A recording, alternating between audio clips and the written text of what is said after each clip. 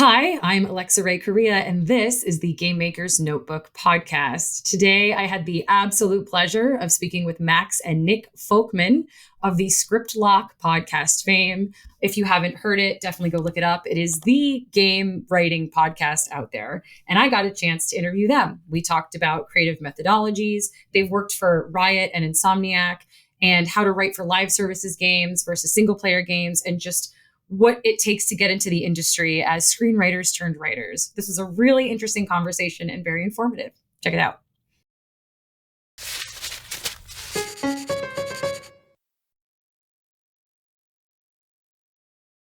Hi, I finally get to interview you two after you interviewed me. Hello. Hi. Hello. Excited to be here. Oh, I am so excited to be asking you guys all of these crazy questions today. Max and Nick Folkman, or the Folkmen, as I like to refer to you. My first question, the loaded question, how did you guys get into game writing and narrative design? Like, what was that journey? We'll give the long version. Yes, I want the long version. Abbreviated versions before. Which started 10 years ago. I think we're 10 years in games right now. Oh, wow. Yeah. Congrats. Thank you. We played games growing up, loved video games, loved stories in video games, and never thought we would write them just because at least I assumed like I had to know programming back then to get into games. And I don't do well at math.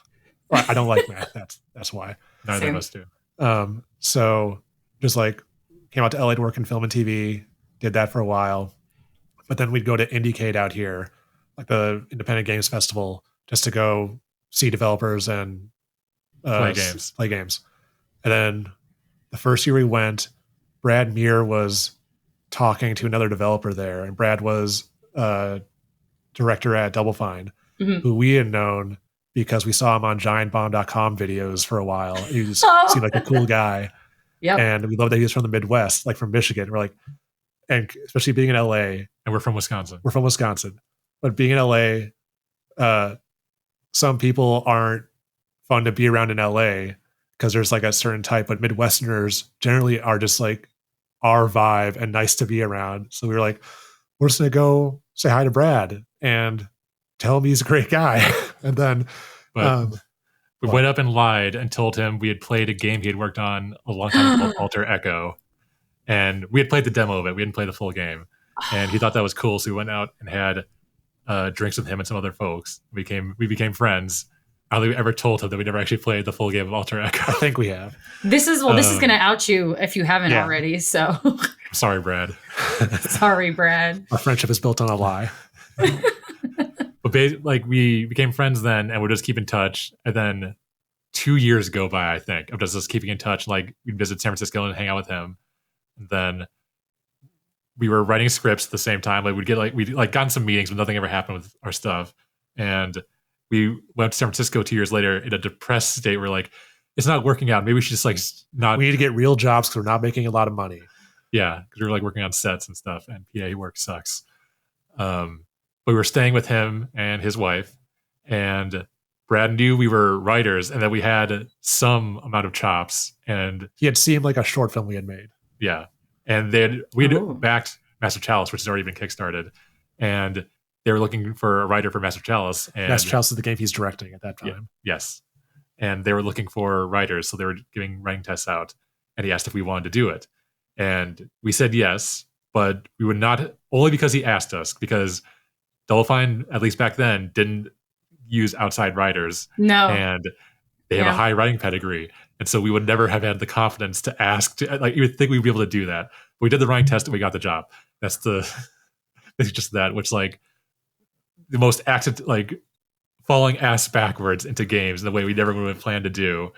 And that was our first paid writing job, which was really crazy to get that, where it's like, before you get to that point, you're like, I wonder what's going to feel like when I'm an established writer. I'm a real writer. And then when it happened for us, it was like nothing changed. It's just like someone flipped a switch. It's like, oh, you weren't making money. Now you're making a little bit of money, but now you're an actual writer with a credit.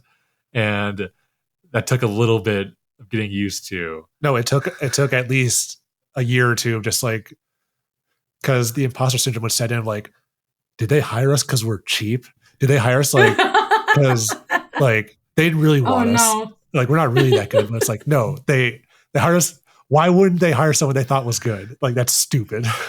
That is stupid. Like clearly you guys are like, you knew what you were doing, and that's amazing that Brad like talked to you guys. I think it's isn't it, you mentioned falling ass backwards into game writing, and I feel like all of us have like the similar story of like, I started doing this one thing and I can't possibly be a game writer, and yet here we are a decade into our careers being like, I haven't really done anything yet. And like both of us are like, you know, like 5 credits deep at this point.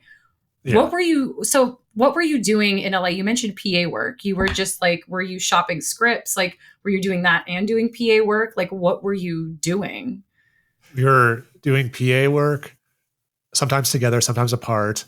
Aww. And then like intern work, art runner work, like driving the huge truck full of art department supplies around LA to like deliver the sets, post-production intern. We worked on some movies that no one knows, but then I worked on the first of the Purge movie. I worked on a lot of Blumhouse stuff. I worked on the Purge. Whoa. Not great erotic thriller called Plush. Parenthood. Did a season of Parenthood. And that was my last time PAing. And then also at the same time, because we weren't making a lot of money doing that, we would do data management for our dad's company, just like to do anything. And then we moved out here without any connections, really. Like we had one person went to our high school that he basically provided emotional support for us. Amazing. But didn't really give us any work. And then we would just meet some weird people. Like our dad, he runs an underground construction equipment business, which is like trenchers and bobcats. But he is a extrovert in a way that we are not. But he just loves talking to people. So he's met all these crazy people over the years. And one of them is a guy who he owns a switchblade factory near LA. And he makes like really nice switchblades, like for like Navy SEALs and stuff, but he also does stuff for movie sets. And so he had given a knife to some executive. And we got our first like LA meeting was going to Century City. I think it was like in the CIA building, and like going into this skyscraper, going to an office, and there was a poster of Wild Wild West and some Stallone movie and Rendition, I think. Yeah, and Rendition. And then we go to this long conference room, and no one's in there. Just us. We sit in there. The guy walks in, takes out a switchblade from his knife, just tosses it on the table. And then I go like, "So you guys know this person's name, huh?" Or like, and stop. Then it was just like nothing happened from that meeting. It was just like crazy. Yeah. So that's nuts. Yeah. So just like stuff like that would happen, and we'd keep drifting around to different sets trying to find work. All the time we were writing scripts, like pilots and features, and then like got one to the second round of the Austin Film Festival one year, got a few on the blacklist. The production company that made The Artist sniffed around a script he wrote about the Abominable Snowman. That was weird. So we just like submit to screenplay competitions and stuff. Nothing ever really happened. And then like we make short films, and it was just like living basically the cliched person who moves to Hollywood to work in film and TV life, where like nothing happens, but you're just like bumming around a lot. But we were still like obsessed with like just reading up about, like we had read gang magazines since we were a kid, and like learning about the development of stuff, and watching or listening to like whatever podcasts were like back then, which I feel like the closest thing to like game development we were listening to was Tone Control. Yeah, Tone Control from Idle Thumbs. Well, that and the Giant Bomb videos were good when they had developers like Brad come on and like hear them. It was they're more honest on Giant Bomb than they were like in like EGM or like IGN interviews or something where they had to be really PR focused. Like they're still PR focused on Giant Bomb, like they're a bit looser. So that was always fun to watch. And they'd done a huge feature about the making of Bastion. I remember because they were friends with Greg Kasavin from his games journalism days. Yeah. That was a long answer. Yeah, that was a really rambling answer. No, that was a good answer, because I wanted to ask, was there anything that you learned like in that stint of time, and then all of a sudden you were like, shabam, game writers. Was there anything from that time working in TV and film writing, but also kind of like being in the dregs of the film industry that you learned that you have taken with you into your game career? I remember one was when we were working on set. People loved us because we weren't cynical, and we just were excited to be there. And we deliberately tried to maintain that through our careers. It's like on set, it's like, guys, we're making movies. Or guys, isn't this cool? We're making a video game. You don't need to be so stressed out about it. Do you think it's easy to kind of get lost in the sauce in game development and like stress pretty easily? Yes.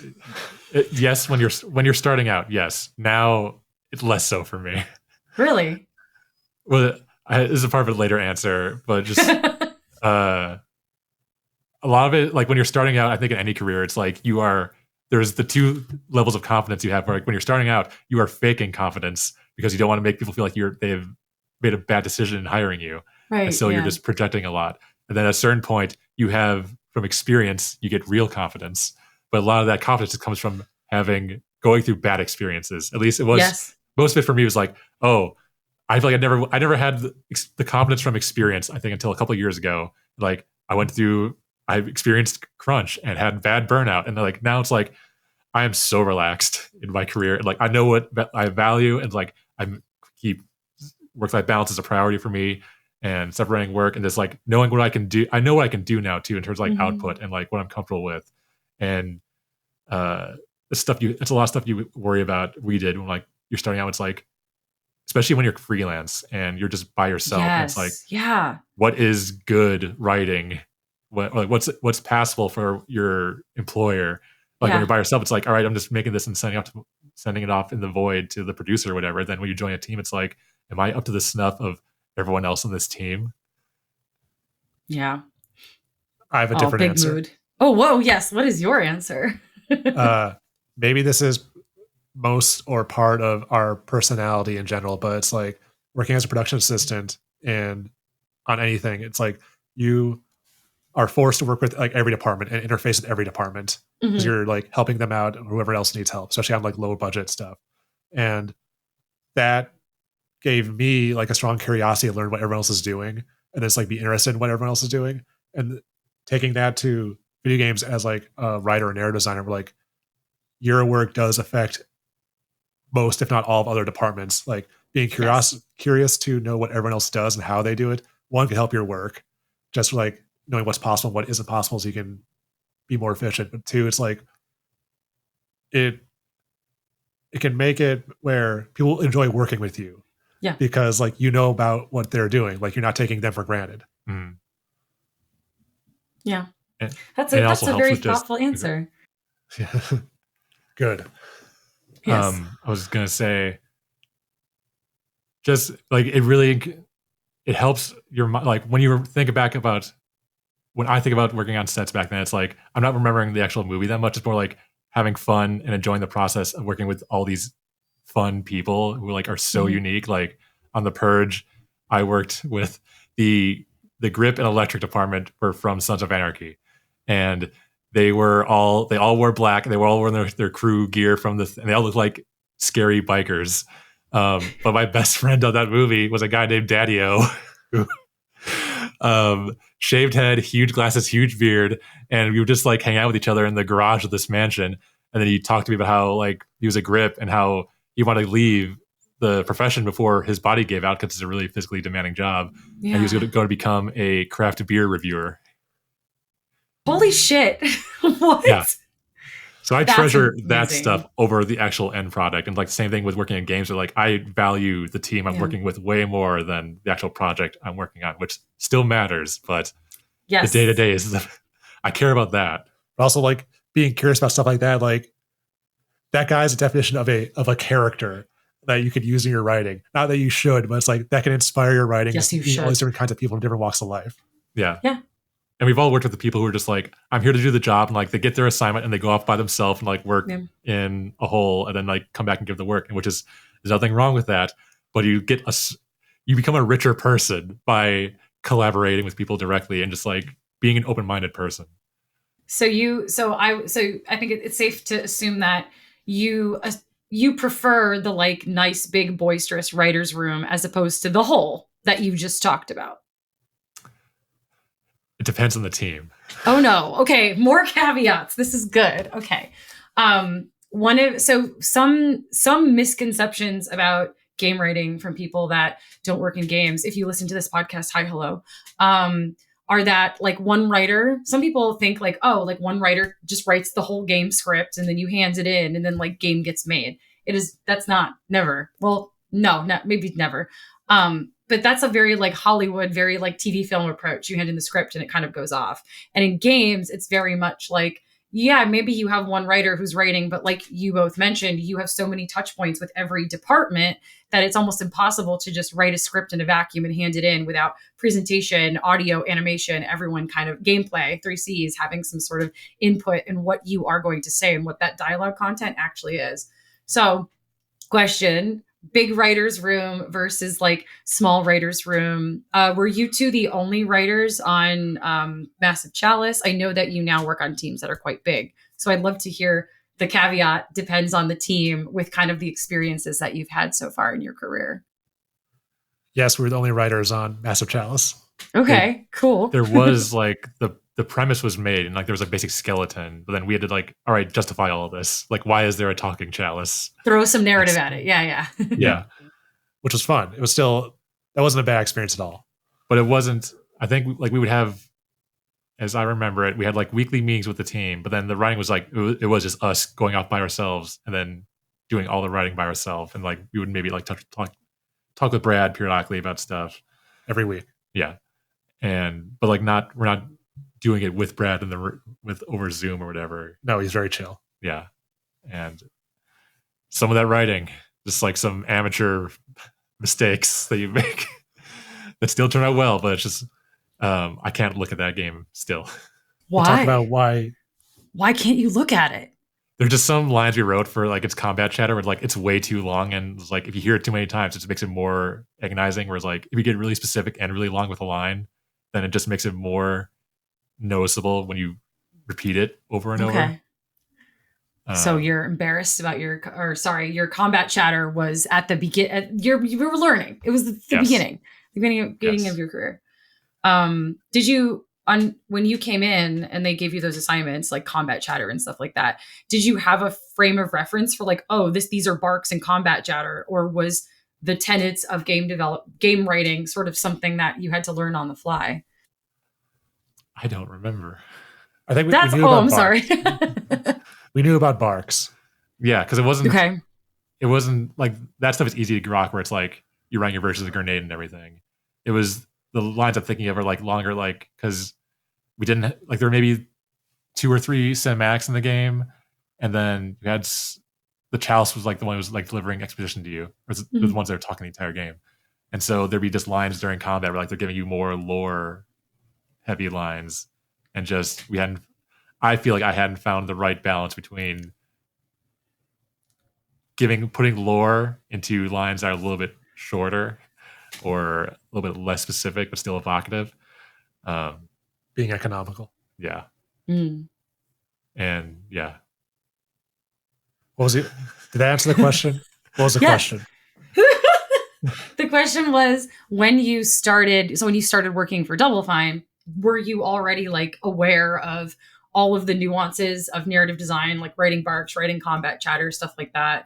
Or was that stuff that you kind of had to pick up on the fly? Like now in 2024, we have 10 million books about game development and how to write for games and good practices for writing for games. But 10-ish years ago, I remember Massive Chalice. I feel like there was a lot less instruction, like easily accessible instructional literature back then. So did you just learn all that stuff on the fly?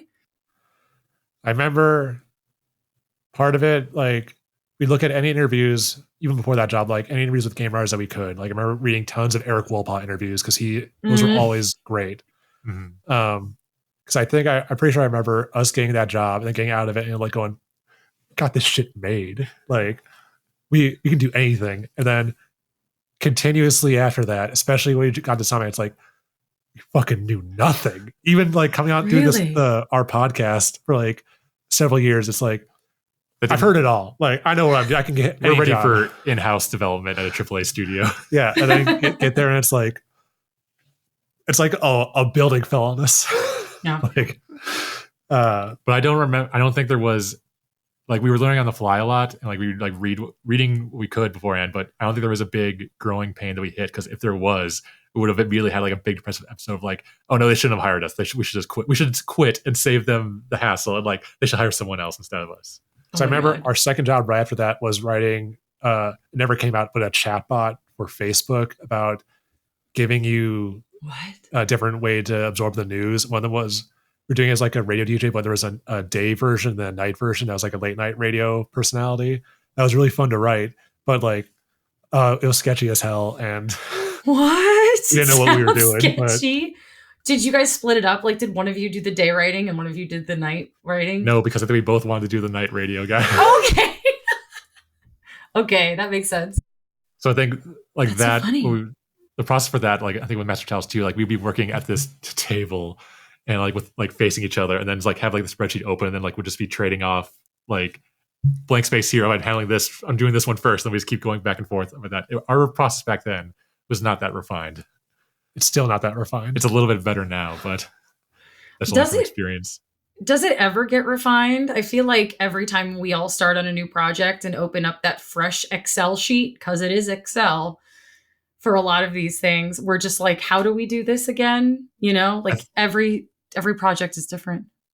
I think I'm speaking for writing teams. I think there definitely is a process that we coast on being twins and having similar taste and touch points, and our voices are pretty similar. Whereas we could do less talking to each other because we know like our because you have telepathy. Yeah, the telepathy actually does exist. But I think you can.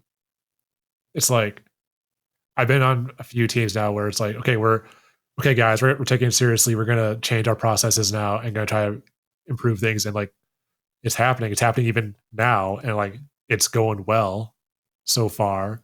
Like, knock on wood. I understand, but I've also we've been on the teams where it's like, we're gonna make things better. Our deadline's right now. Maybe we'll get to it eventually. And then you just okay.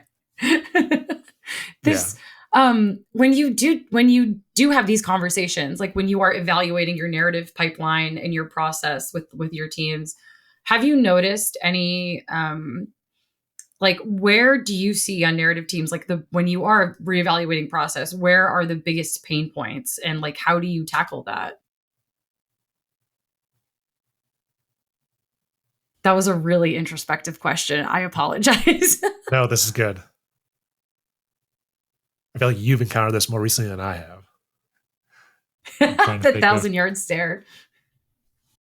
I think a lot of pain points just come around communication and making that part of the process, and where I think sometimes you can just get like, if you're working with just a team of people who are just nice people and considerate and easy to work with, you can coast by and just like people just naturally want to talk to each other. But then that can lead to just bottlenecks sometimes of like, if something happens, like unless it's a part of the process of actual collaboration, when it doesn't work, it becomes even more awkward then to try to get it into it, to like make it part of the like get them to talk to each other, or if there's any sort of sensitivity or issue. And it's a long way of saying this. A lack of communication is usually a foundation for a lot of big problems that come up. I think there are two things come to mind that they don't cover everyone, but it's like, one is overwriting. I just think everyone does it, and it can be hard to see it yourself then, but it's easy to see it with someone else's thing. It's like, oh, you immediately cut that out. Even like if I can't see it in my own writing, it's like it's easier to see everyone else's when they're doing it like with dialogue or description or something. Okay. And then I should have written this other idea down because I'm now forgetting the other point I was going to make. Well, when you say overwriting, do you mean like the volume? Are you talking about volume of content in the space, or are you talking about like maybe being a little too on the nose with stuff, or some combination of both?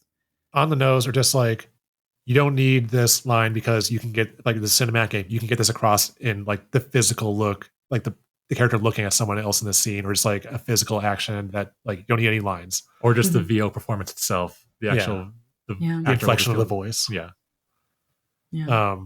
That some people are better about it than others. It's always writers.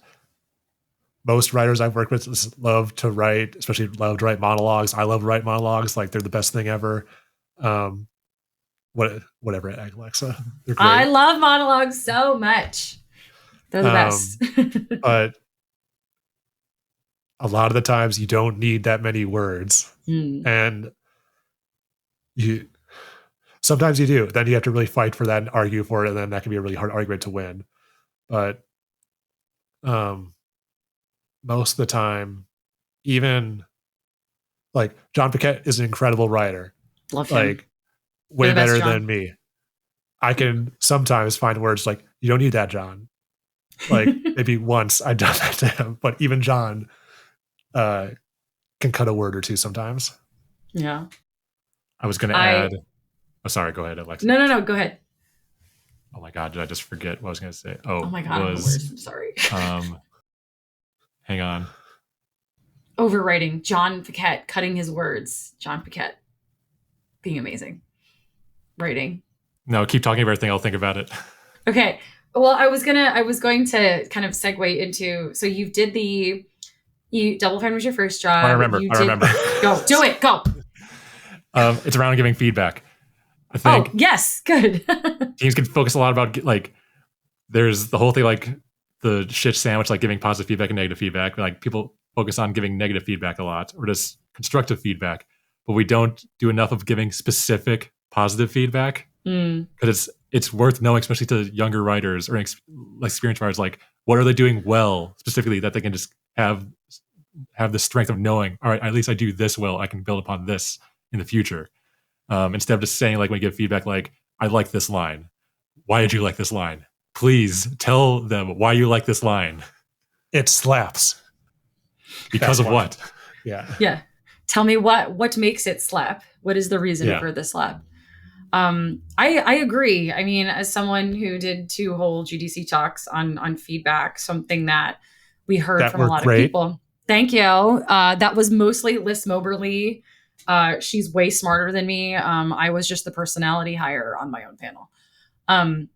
But she and I did a bunch of research, and something that we got a lot from people on narrative teams was, I wish that my superiors or people from other departments, even, I wish that they would give me feedback when something is really great, when it works really well, or when they really like it. I feel like people are so conditioned to hear feedback and say, oh, I only have to tell them what I think or what should be fixed. It's never, I should include what I super liked and what is, really, really, really, really good about this. And I feel like so often when we get that feedback back, even if there isn't a lot of feedback for changes or constructive criticism, we kind of feel like, oh, like, but what did you like about it? Like, there was this one section that's my favorite. Like, what did you think?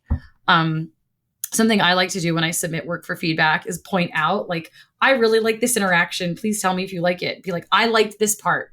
Tell me if you also like this part. And that kind of like will get some devs in the mood to like look at things and be like, well, you liked this, but I think this was actually a stronger interaction. And then you can talk about it. I would be terrified of doing that. Why? Or not terrified, but like, oh, okay, now give me this pencil. Because I remember the other thing I was going to say. Is it terrified because you're like kind of, because at least a lot of people we work with, especially who I work with at Insomniac, everyone's like really nice, which is great. But like, if I tell someone like, I really like this line, like, I want to know what you think, they might not be fully honest after that. They might hold back, like if they really don't like it. So sure. That's a good idea. I would do that with the people I trust to like rip into me. Yes, you have to you have to do that with people you trust. I've definitely submitted stuff and been like, I love this, and then it comes back and it's like, actually no. So yeah. But again, it was in a trusting environment, Anyway, yeah. I remember what I was going to say before about like just that, like, Kim Belair said this to the Insomniac writing team during Spider-Man 2, after I forgot at what point it was, but it was basically like, you guys are really nice. You guys aren't nasty enough to your characters. Wow. Which I thought was like, oh man, that's great feedback, because like it was true. Yeah. Oh man. That is great. That is great feedback. I feel like we don't. Do you two have the issue where like it's really hard to like kill your darlings and make them physically go through things sometimes when you're like writing your story? No. Okay. Why not?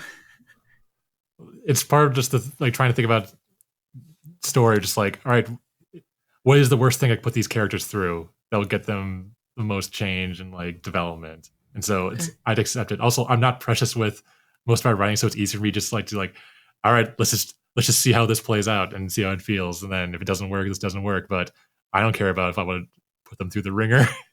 Sure. Yeah. It's not hard for me either. It's more like sometimes I haven't thought of like the worst thing to put them through. Mm-hmm. And I'll like maybe take not the easier route, but like, oh, this thing seems good, but I didn't exhaust all the options. Or I don't like killing characters a lot of times because a lot of the times that can be wasteful. And like it can be more interesting to keep the character alive and then like, hey, have that character deal with the ramifications of what would have happened instead.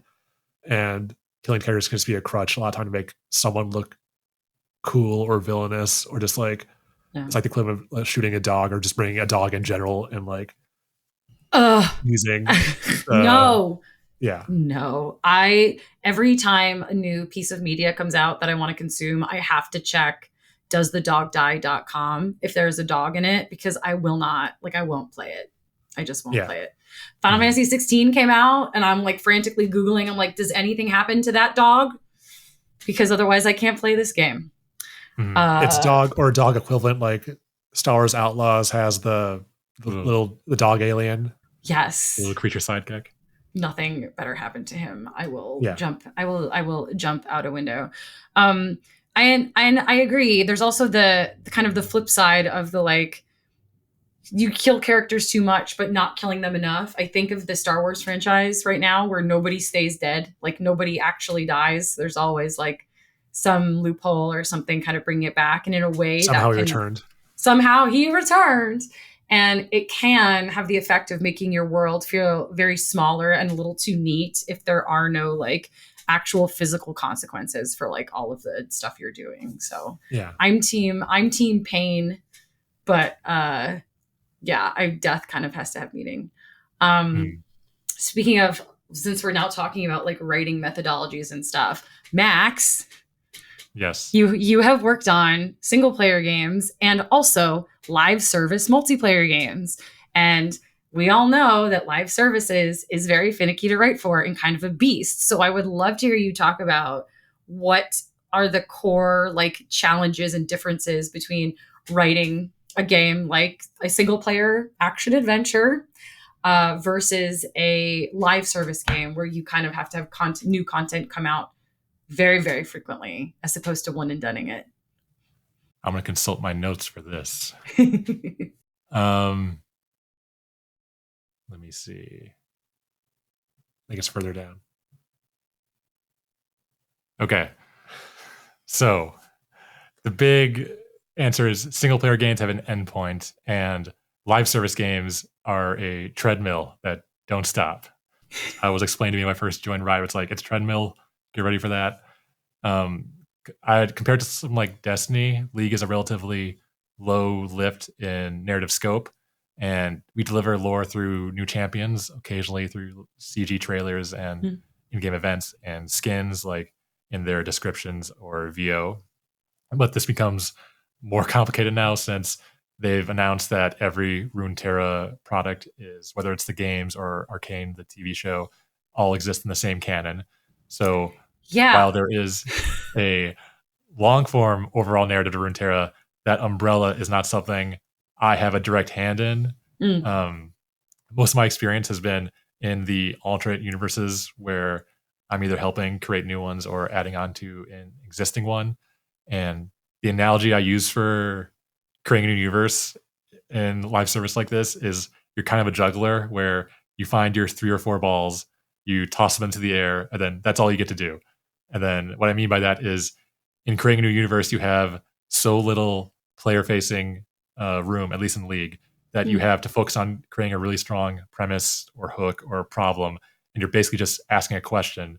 And then if a year later you return to that alternate universe, you can be complicating the question or answering it, then asking a new question. But it's very small steps you're taking and like trying to be very, very, very clear in the story you're trying to tell. I'm gonna go back to the camera, but it's League. Riot at least is nice. Where like League is turning 15 this year, so like they've had a while to feel out their production pipeline. So like they can feel pretty confident about how they schedule things out, and so I haven't crunched since I worked at Riot, which has been great. But it's not like I'm not working on long form narrative for the most part. I'm doing little bite-sized pieces. So I'm developing a very specific muscle of like, all right, I'm going to get my lore out in a paragraph of description and then 160 so line script of lines that maybe half those lines are under 5 seconds, maybe under 3 seconds. Wow. And so you would think that'd be easy. I can promise you it's not. It doesn't sound easy at all. It sounds harder, I think, when you have such a limited scope in which you have to pack all the information that you need. Yeah. And we were dealing with a company. I've never been in a company that big. And it's a lot of hands and people, stuff touching all the stuff at the same time. And then especially if you're doing it. Yeah. Especially you're doing stuff in the core lore. It's like everything takes a while.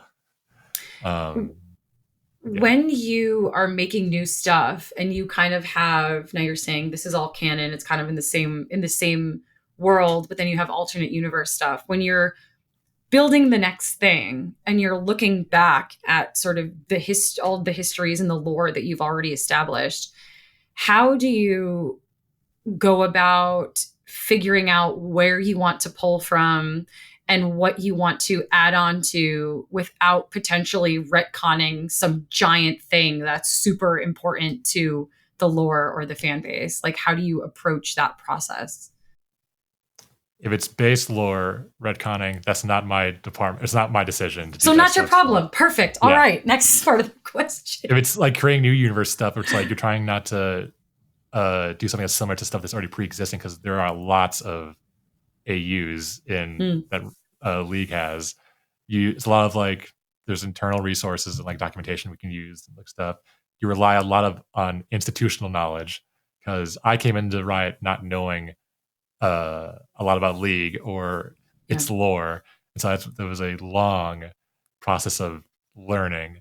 And so, and like, because I'm not the only one working on like creating these things, I'm working with artists a lot, so it's like it's always a conversation. Like you all are helping check each other's blind spots. And so I've been fortunate that I haven't had issues like this come up where it's like, oh, this thing we created is somehow copying something else that we've already done in the past. But yeah, it's a lot. That's another reason why you don't want to be like you're just working by yourself in a little room. Like the act of talking it out with everybody only helps you save yourself from issues later on. But it's a crazy process. It's like working freelance, where it's just because the treadmill doesn't stop, you're always pumping stuff out constantly, even though the game is technically released. But the content machine must be fed. Do you find it easier or more difficult to write for something that does not have like the hard story end? Like, I'm just using Spider-Man as an example since you both worked on it. Like that game had a, first act, second act, third act done. And when you're writing all this stuff for a live services game, you don't know what that final act is going to be if it ever comes. So do you find it more creatively freeing that you don't kind of have this looming endpoint that you have to take into consideration? Or is it difficult because the tracks go off into space and you don't know where they go? It's both. Like both. it's fun because like when you like if you're writing like any piece of story that has an ending, it's like usually the most fun you have is like you write the opening and you write the ending, and like the opening is fun because you're just asking questions and stuff, and like it's like writing like a pilot or anything, like you're just throwing stuff in the air and then you don't really care how it ends. It's just you don't have to actually deal with like maintaining that throughout something. So working on new universes is fun in that way, where you just everything's a blank page and you can just less to worry about. It's all set up. Yeah, it's all set up. It's fun to set stuff up. And because I came in not being a huge fan of League, shock. My team would be shocked to learn this. Whereas like on Spider-Man, we're both huge fans of Spider-Man, but I think it's helpful to work on something where you're not super attached to, because you can keep it at arm's length and you have perspective on it. And I like having the challenge of like, all right, I'm not really into this, but I like that I'll figure out a way to make it interesting for myself. And there's a problem here that I'll figure out how to fix it. And when it comes to like, all right, I'm taking something that's already existing with like an alternate universe, and it could be like something with a huge amount of lore. Like there's a project that's like robots, cyberpunk thing that has been out for like maybe like 5 years with multiple drops. Like, all right, I'll find a little niche in here that's like a little unexplored territory that you find that like we haven't done yet, that there's something in there that has legs. I like that challenge of doing that. But at the same time, I do miss being able to finish a story and conclude things like with finality, not have to like leave the door open for something else always. Because it kind of feels like some point you feel like, what have I been doing this entire time? Just spinning a webs endlessly. Yeah, it's my turn to push this wheel. Get on the hamster wheel. Keep running. And this is a question for either of you, because you're both of you, because you're working on Leak now, and you both worked on Spider-Man, which had a pretty decently sized cast of characters. What kind of strategies or things do you use to help keep so many different character voices straight in your head when you're writing? Do you like to go and like write all one character first? Like, do you how do you handle that? Like, I personally, like, from working on Call of Duty's multiplayer, where I had to write like 16 characters for ship in like 3 weeks, like that almost took me out like fully.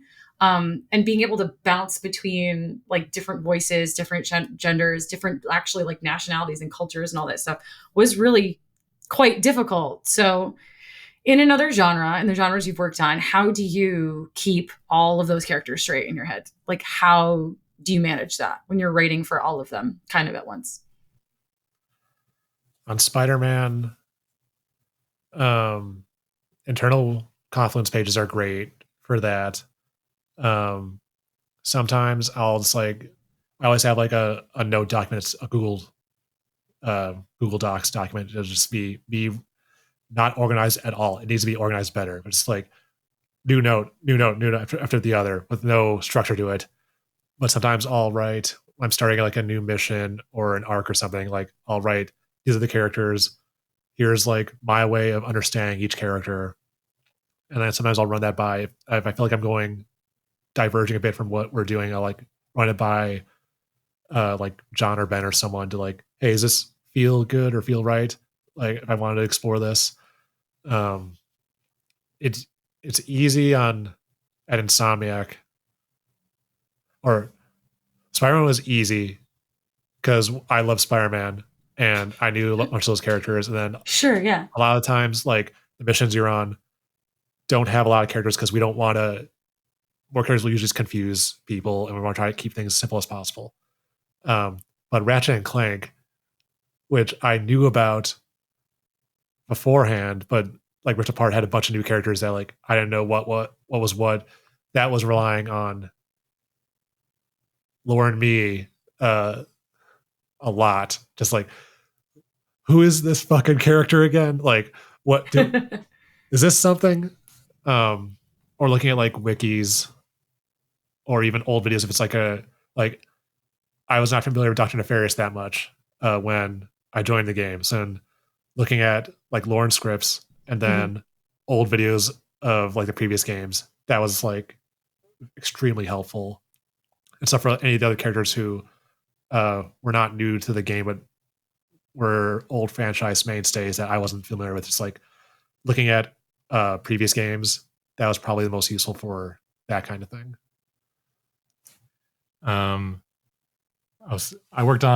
I came in to help on Ratchet after I worked on Miles for like, I think Ratchet, I was on it for like 3 months, I think at most, but I was working on like 4 or 5 levels. But it helps when you're juggling a lot of characters. The more specific those characters are, helps so much with being able to jump between them, because one of the great things about Ratchet and Clank is like every character is so specific and weird that their voices, nothing sounds the same. And so you can go between like, all right, these are the aliens that sound like the Fargo Mizzone accent. Nefarious, that sounds like an insane person. Rivet sounds completely different than Ratchet. And Clank sounds way different than Kit. Yeah. And that helped. That working on Ratchet was a ton of fun. And it helps so much that having the characters were so unique like that. On League, because League has 160 plus champions, it helps a lot knowing I make it a point to get all the character pillars of anyone I work on beforehand, so it's easy to like have like the distilled essence of like, all right, who are these characters? What do they care about the most? And so I have my little mental switching point if I jump between the two on the fly, and I usually enjoy being able to do that because it's like a mental refresher for me. It's like, all right, I have a palate cleanser where like it's more work, but I don't have to do the same thing over and over again. It's like, all right, here's a character who's grimdark, and here's a character who actually makes jokes. So I could I'm never bored is the fun part about it, even though it can be a lot of mental work to do it. Is it like do you find that kind of mental gymnastics when you are writing for big ensembles and characters across different genres and archetypes exhausting? Like, is that like a physically taxing thing for you? I don't think it's tiring, but still fun, because like even on Spider-Man, it's like, all right, you get to work on a level script of like, here's a Miles level, you get to work on maybe some Miles and some of the enemies. Work on a pedestrian script where it's like a pedestrian who hates Spider-Man and lives in Brooklyn, and it's really specific, and you can do like a whole different type of vibe. And then you go back to working on a Pete level, and I like being able to jump between all those things because it's fun. You feel like you're just exercising and stuff like that. Yeah. There's more other parts of development that are more tiring, way more tiring than that.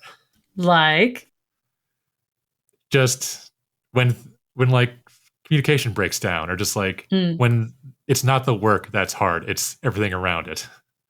Yes. Yeah. Like the industry Ouroboros eating itself while you're just trying to make art. Absolutely.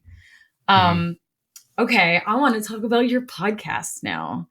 Okay. Script Lock. I had the great fortune to be a guest on it. Thank you for having me. It was super fun. It was great. We had the best time.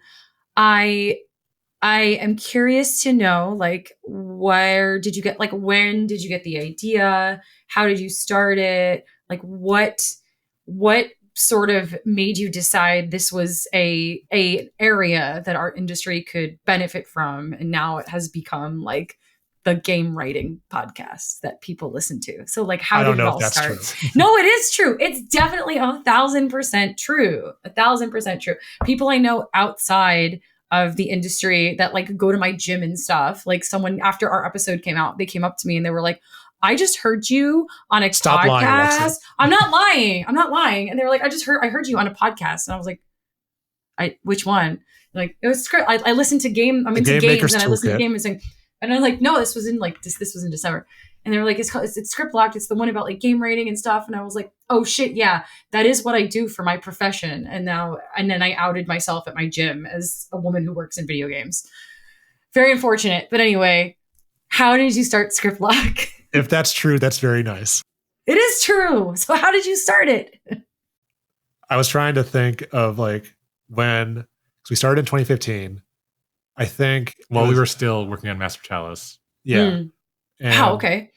It had to been earlier that year, like 6 months around before then. So like beginning of 2015.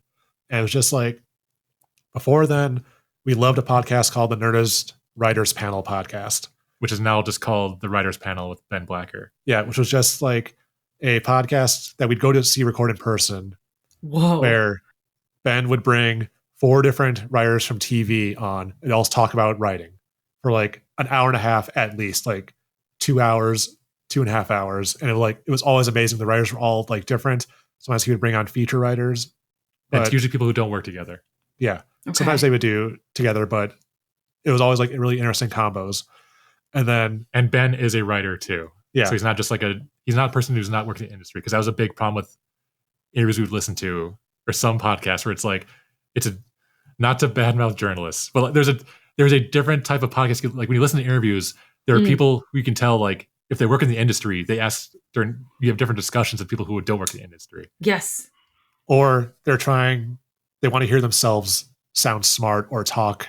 Yes. Like create a relationship with this guest, which we don't give a shit about. We want to hear ourselves talk the least amount as possible.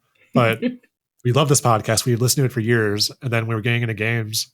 We were like, surely there is a good game writing podcast out there where I can listen to people talking about game writing. And not really, like the closest one back then was Tone Control. And that still was not what we wanted to hear, which is like hear more people talking and go for longer. Yeah. And so it took just like 6 months of like, should we do this? I don't know. We really don't want to hear each other talk. We really don't want to talk, because also like, is anyone going to listen to this? It's like, are we smart enough to do this thing?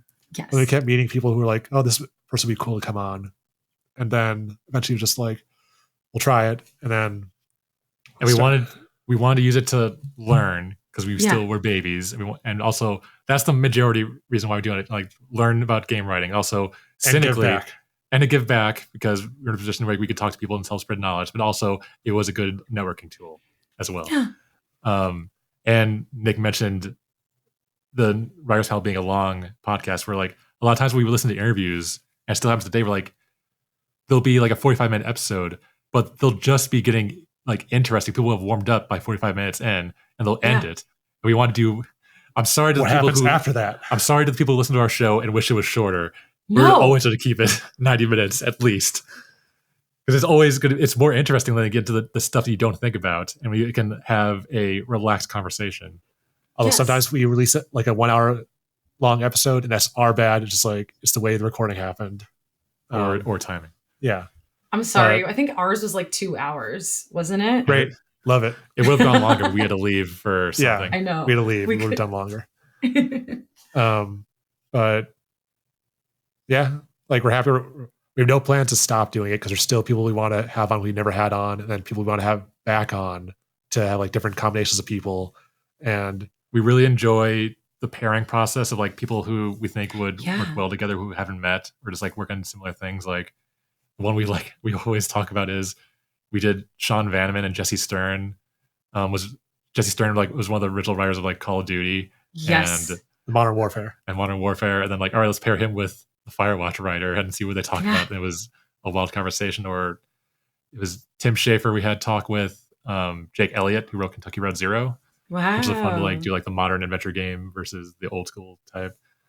I was gonna ask, like, how do you, when you were thinking about guests, how do you select them? And it sounds like when you're doing pairings, you think about people that have two wildly different experiences in the industry. Sometimes. Originally we did it a lot more, and then we also tried to do things like, well, we had like a writer with like an actor, and do like really divergent combos. Sometimes that would work well, but other times it felt like they couldn't answer each other's. If you ask a question, only one of them can answer it. We like it when both of them can answer, because then they'll both hopefully comment or react to each other's answers in some way, then like have a discussion going instead of just being a straight interview. So then we started diverting, just like, okay, we'll have two writers on, or like a writer and narrative designer, because they can kind of answer the same questions, or like people who are more similar to each other but still like different people at different studios, or even like better thing of like a writer at an indie studio to like a writer at a AAA studio, and doing that kind of combination. Or the rare times we'll do like people who are fans of each other's work. We had Kate Dollarhide on with Greg Kasavin, so she could just geek out about Hades, which is just really fun. There are some times when we have guests who sometimes we're really intimidated by people, So if we have like one person who intimidates us, we'll have someone who we're like we know, or we have more attached to, like, all right, we are not alone by ourselves. We have someone who we can rely on to help us feel better and like less intimidated with this person. It's only happened a couple Intimidated? times. Like who? I'm not gonna say. Spill. No. Spill. Tell me. No. That's totally fine. What are some of the lessons that you've learned from your guests? Like, what are some of the surprising things that you've uncovered in these conversations? I will pull up our notes because, like, honestly, I've forgotten so much of what has been discussed on the podcast that also because my memory is bad, it's hard. But we used to on the Twitter used to just like we always, when we are editing, we'll find like, okay, this is like a good quote to put up. We used to just transcribe the quotes and post like screen grabs of them on the Twitter, which is like the stupidest thing ever. But I was looking back at a bunch of the quotes, and there was one I found from Graham Resnick, who he was a writer on Until Dawn, a lot of Supermassive stuff. Yeah, I remember him talking about working on what is it? Oh my god. Yeah, I see it. You start talking, Max. I'm going to find. We already talked about one at the beginning of the episode, but it's really impaired talking to everybody that we have that no one has the same way of breaking into the industry. Yeah. And I was talking to students a couple of weeks ago and like had to tell them, like, for good and bad, there is no one way to get into the industry, especially as a writer. For good and bad. I'm the type of person who, like, especially back then, like, I would have loved to have like something, like some path to like at least have like as a guiding, like a guidepost to follow. And I guess there is with like, you can do like internships, and I don't know what the university programs are like for games narrative, but yeah, you can just do it accidentally and just fall in. It's like, I think the most important thing is, as you're talking to people, is like having unique life experience is what makes you attractive to game studios and want to hiring people instead of like ex screenwriter, even though we're falling to that thing. But like, if you like worked as a bouncer somewhere, or you worked like you were a dog sledder in Alaska, that's going to make you stand out way more than another just writer by themselves. Yeah, another person who like is like, here's my 20-page treatment of Star Wars. Like, please hire me to work on it. That's just an example. I do want to, like, you mentioned talking to students and like these narrative design and game writing programs, and there are programs for game writing. I want to hard asterisk that, because something that I've learned from talking to a lot of students is that all these programs are wildly different from one another. Like, they're so different. A student that went to the University of Southern California, their game program, versus someone who went through the game writing and narrative design program at the Game Center at NYU, have two totally different educations, but both of them have the same problems trying to find work, especially since our industry right now is again, Ouroboros eating itself. We're not really in a position right now where we're hiring a lot of juniors. And I feel really bad for a lot of these students coming through the pipeline. So what I tell them is, yes, okay, you might have, you got your degree, you got a degree, that's awesome. But you have to also have something made that you can show for your work. If you're a writer, just beef up your portfolio with just stuff you've written. Like, it's a lot more beyond just like, here was my senior project. Like, we want to see that you are really excited about this craft. And at the same time, unfortunately, the people that do a little bit more are who we're going to notice. So, yeah. Because when we don't have a junior role available, we want people who know what to do, basically, who know how to build something.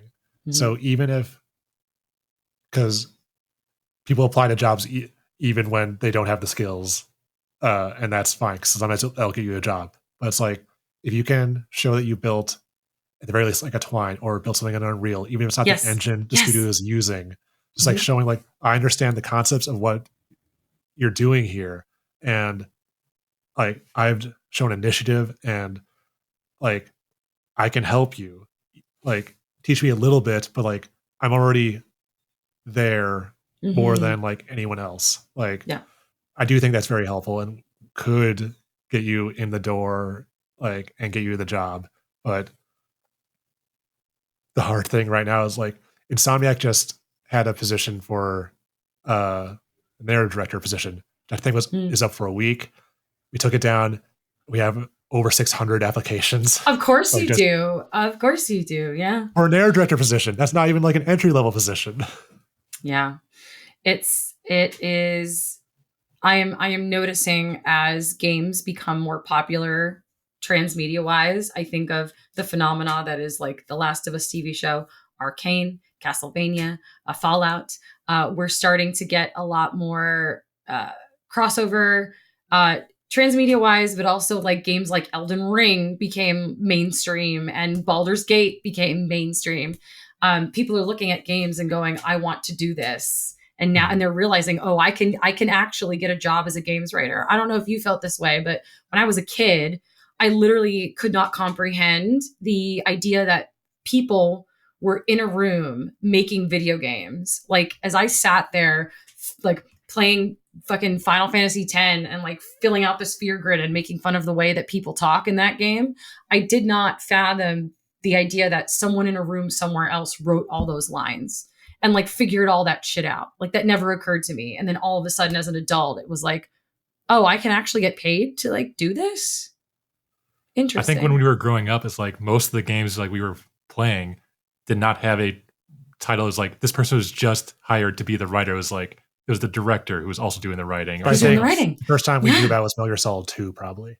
Like a Kojima game. Sure. Yeah. You can be a game writer. Blew my mind. And now we're all here. And I guess we all still kind of feel like we don't entirely know what we're doing sometimes. That was one of the things from the podcast too. One of the things that we learned or was reinforced on the podcast is like majority of people who come on feel like they don't know what they're doing. Or like they haven't figured everything out yet. Like, and sometimes those people are like, they are stressed about that. Other times it's like, it's the way it is. Like, that's John. Like, John is very chill about. I love John. I don't know everything, but I'm still figuring it out. Did you have the quote you wanted to say before? The other quote I want to say from was just like Graham was talking about modular dialogue.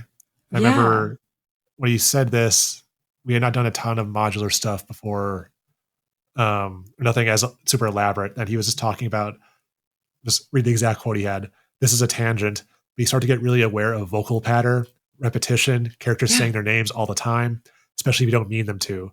But if sometimes the compiler puts things in a specific way because of the way other people played it, they're going to start 4 sentences in a row with, well, I think, and then you realize you have a problem, which when he said that was like, shit, he's right. Oh my God, that would, I'm thinking about this all wrong. And then when I had to write modular dialogue on Spider-Man 2 for like just pedestrian stuff, it was like trying to make sure like, I hope to God this thing doesn't, I have to write this in a way where it doesn't say, or I guess, or whatever words I say too much at the beginning of a sentence every time, because it would just kill me. Yeah, you have to write stuff like that, like for modular dialogue, pedestrian dialogue, ambient dialogue. You kind of have to write just random shit that you think people would say, but you also kind of have to be a little bit gamey about it, because most of the time players are walking into or through this conversation. So it doesn't have to make sense, but it still has to make sense and be a little, I don't know. Writing for games is so weird. Yeah. And the other thing that I think about all the time from the podcast is Molly Maloney was talking one time about, because it was like there was 4 people on that episode, and they were talking about the concept of like, you need to give the player agency, but like you, at a certain point, you need them to look at something or like pay attention to something. And so Molly explained that like, she always thought about that as 50s housewiving, where you go, oh, look at that. Oh, aren't you smart? And it's like, the player feel good about it. You did that all on your own. Yeah. That's an amazing way to put it. 50s housewiving. Yeah. Oh yeah. The illusion of choice. The like, yes, we didn't mean for you to look here, but oh, you found it. Good for you. It feels good because you earned it. Yeah, you earned it. But we also I made wanted it to say and before wanted we you to moved see on. it. Yeah. My favorite thing was Graham Annabelle, who created Puzzle Agent. He worked at Telltale for a long time. Also worked at LucasArts.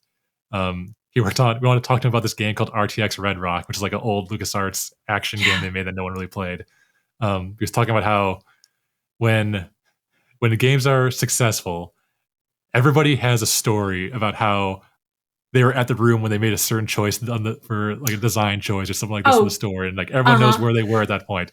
But when a game falls on its face, nobody can remember anything about where they were. Like, I don't know if I was there when they were making that game. That wasn't me. And that's always stuck with me. He was so funny when he said it. I think we just like black out. Like when stuff like that doesn't, when a game does not perform, or like God forbid gets canceled before it gets released, I feel like we just like as writers, maybe we kind of like just disassociate out of that experience and are like, okay, time for the next one. Like whatever. I feel like we just our brain empties all of that out and we're just like, Memory oh, hole okay. I mean, we have to keep so much stuff like in our brain noodles. Like a noodle's got to get thrown out like every once in a while, right? Yes. Honestly, thank God for LinkedIn, because that's the only time I write down, like, I worked on this. For freelancing, it's useless because, like, otherwise I'd forget, like, I worked on that thing for like a month, I guess. But I don't remember anything about that project now. Yeah. Are parts of my memory missing during the 2019 to 2021 period where I worked on a ton of games freelance in early production, and like all of them got shit canned and the NDAs are like very long, and I'm just patiently waiting for them to run out so I can put them on my resume. Love it. I'm pretty sure Love this industry. there's some NDAs for some stuff that we had, but we don't. We're discussing, like, should we talk about that one thing? No, we can talk about it. Yeah. If it comes up. There's always that one thing. We all have that one thing, the one that got away. What do you think from a narrative design storytelling perspective, since you have written for a lot of mediums and you've learned a lot from these guests that you've had on Script Block, what do you think we as an industry can do better to support, encourage the growth of our writers and our narrative designers in the craft? This was like a tough question. I was looking at it because part of me was like, do writers need support? Because it's like story, a lot of people care about story, like the development side and the player side. And next to game directors and creative directors, it's like the writers often get a lot of the attention. And sometimes on development teams, the story team can be seen as just like they're making decisions where like they're getting too much credit, or they have too much power essentially to make decisions when like it should be more inclusive with everyone else, more collaborative. Yeah.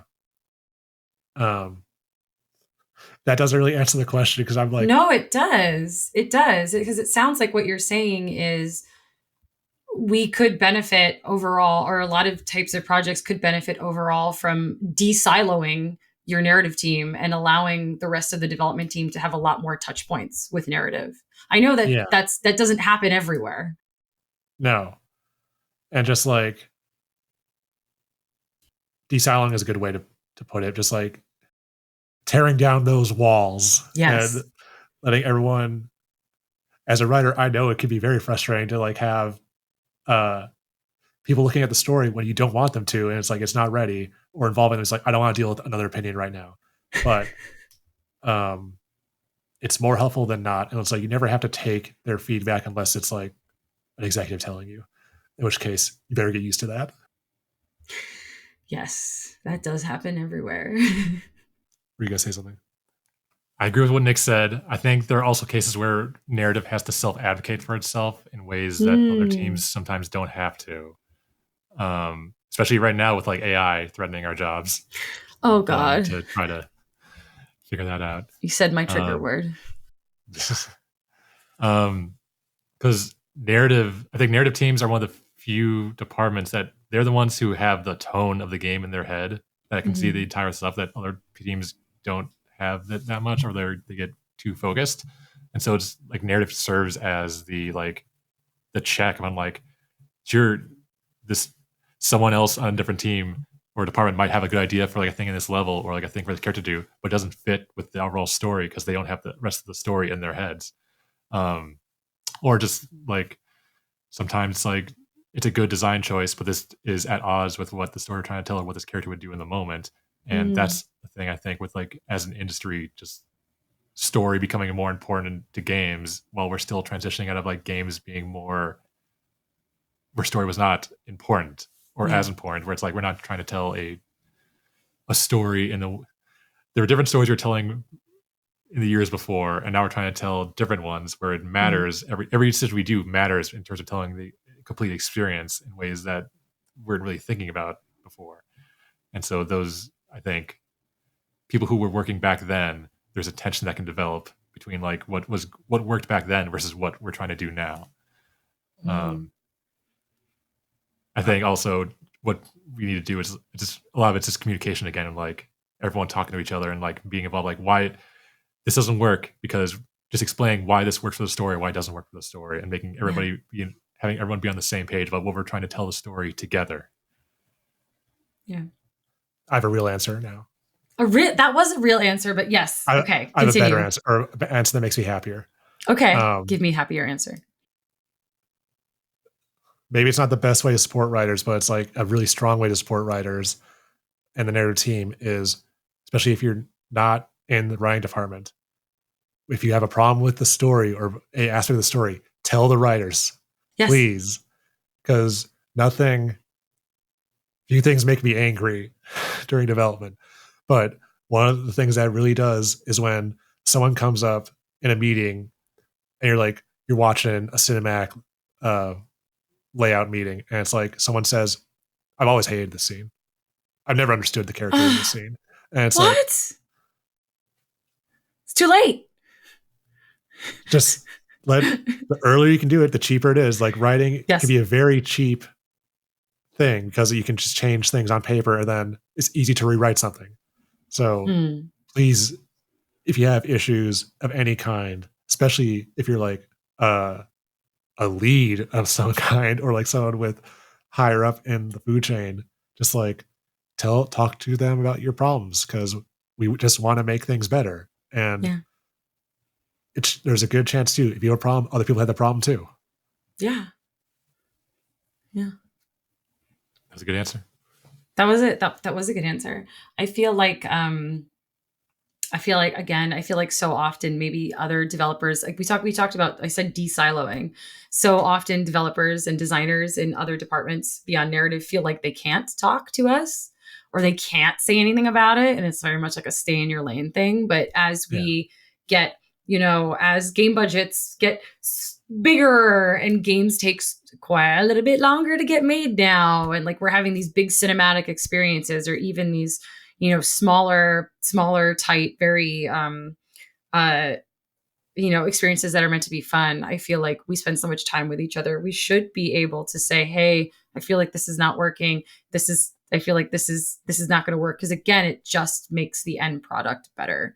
And when you can have those conversations across departments, it also helps with decentering yourself kind of as a developer and recentering the player who will ultimately be the one experiencing this. Yeah. Plus, Insomniac likes to say it like it's true.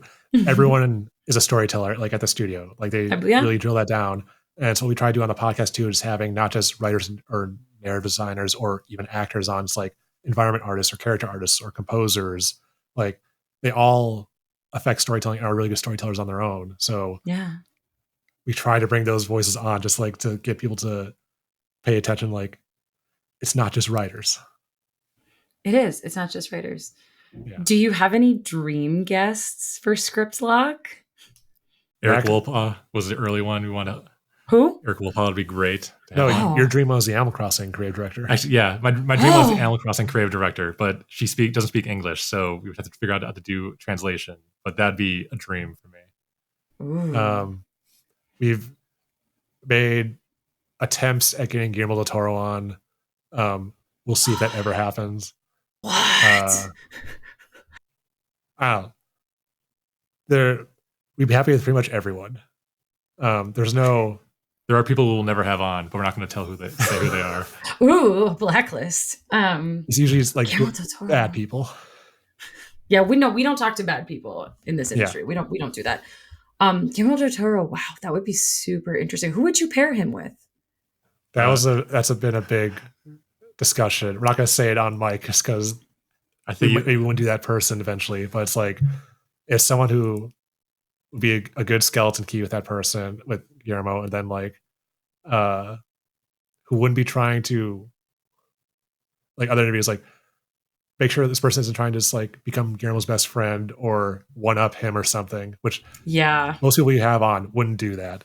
But it's like, okay, who could have the most interesting conversation with him? There's lots of possibilities for that. Cool. I really hope it happens. I hope you make it happen. We're putting it out in the universe. If you know Guillermo del Toro, get in touch with us. It's out in the universe. We shall make it so. Thank you so much for taking the time to chat with me today. Everyone, go listen to Script Lock. It's on every major podcast platform. Yes. Thank you. Please listen. And play Riot, play League of Legends, and play Spider-Man. And I'm really excited to see what you guys make next. Thank you. So are we. Thank you. Thank you.